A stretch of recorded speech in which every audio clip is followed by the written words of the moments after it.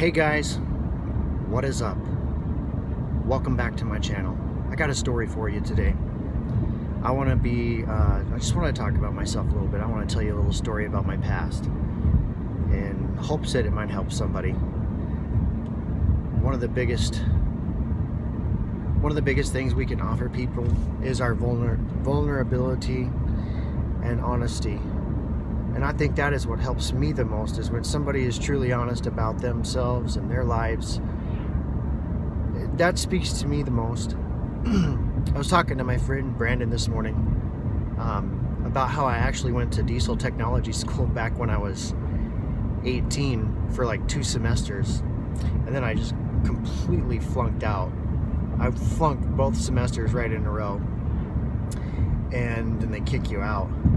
But while I was there, a pivotal experience happened in my life. Something I did. I broke into some pot machines, and I actually stole a couple pot machines. There were several. Anyways, I was partying, getting high, drinking a lot, and I had no direction. I had no clue what I wanted to do with my life. I was very scared. I had no desire to be a diesel technician. I can tell you that much. I was in the wrong place.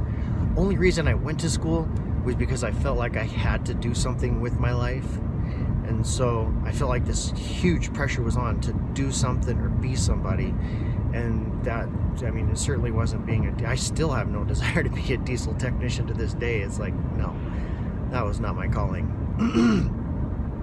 But what happened is I got sent home. I got kicked out of school. I had to go home. And while I'm out roaming around with nothing to do, trying to figure out my life's course, actually it just felt like this sense of impending doom because I had no idea what I was doing with my life.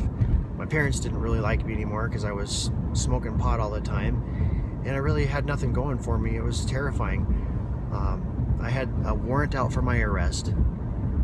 And one day I'm driving around, I get pulled over, and I'm on my way to jail for the first time in my life, and everything just came crashing down on me. And what ended up happening is I ended up getting sober out of that, and it was a huge wake-up call for me, because I was just wasting away my life smoking pot, getting high, and just not having a clear head all the time. I got in serious trouble. I was being charged with 7 felonies for all these.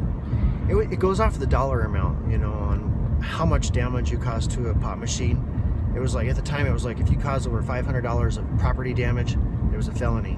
So each pot machine was worth like $2,000, and I don't know how they figured it. They figured it was 7 felonies. Anyways, my dad came to the rescue. He got me an attorney, and I got it pled down to 1 charge.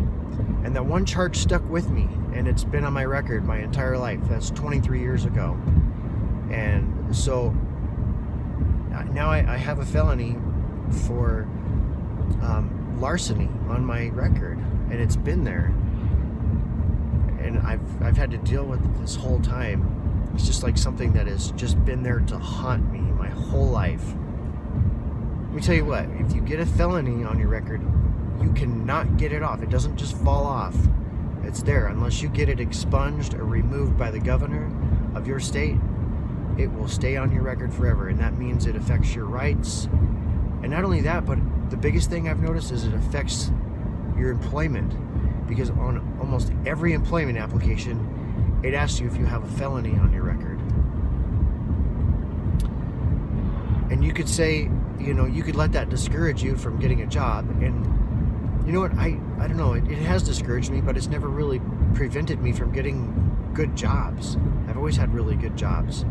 I went to work at a particle board factory making cabinet parts. I made good money with good benefits. I got tired of doing that. I went into car sales, and I did that for like 1.5 years. I got tired of that, made okay money. And then I went to work for a place called Conseco Finance, and I got into sales, but actually it was the mortgage business, and I sold mortgage loans for mobile homes. And it's like, who would have ever thought? And they just, I don't know, they gave me a chance. Then I went into copier sales. I did cell phones for a while, and then I got into mortgage banking, and I did that for like 6 years, and I made more money than I ever dreamed of making. In my best year, I made $230,000, and I worked for a bank, and they got me approved to work there. And because I had a felony on my record, I had to get approved through FDIC, so it took a while. It was a process. But I don't know. My point is, I just want to be transparent. You know, I know there's people out there dealing with things like this, and it can be very discouraging. Something you did a long time ago and you have huge remorse for can still affect you. It still affects me today, 20 years later. You know, I still have to, when I went into insurance, it was a huge thing for me to get this insurance license approved because I have a felony on my record from over 20 years ago. If there was one thing in my life that I could go back and change, it would be to take this stupid felony off my record. There's not a day that doesn't go by that I don't regret that, you know? But I can't change it. And I've tried to get it off my record, but I got denied. Anyways, I don't know where I'm going with this. I just wanted to share a little bit about myself. I want to encourage people, you know,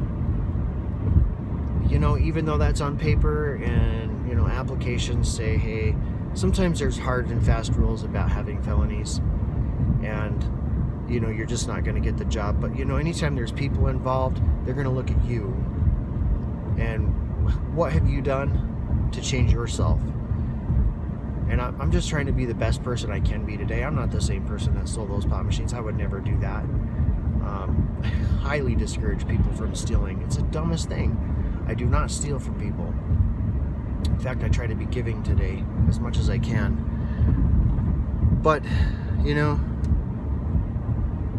I don't know, it's discouraged me many times, but you know what, I've just fought through it and done the due process, and I've been able to get so many things accomplished, some cool jobs, some amazing opportunities. And I would encourage other people, you know, if you're listening and you can relate, you know, you just gotta try, and you know, it's what you're doing now. It's what you're doing now, you know. That's not who I was, and that's not who you are. What you did 20 years ago doesn't define who you are today. It's what I did, it's not who I am. It's what you did, it's not who you are. Unless you choose to let it be, you know, to continue to be that person, well, that's on you, you know. Me, I choose to do what I need to do to be a good person today. And, yeah. I don't know. I hope this message inspires someone. Thanks for listening to my story. Give me a thumbs up if you haven't already.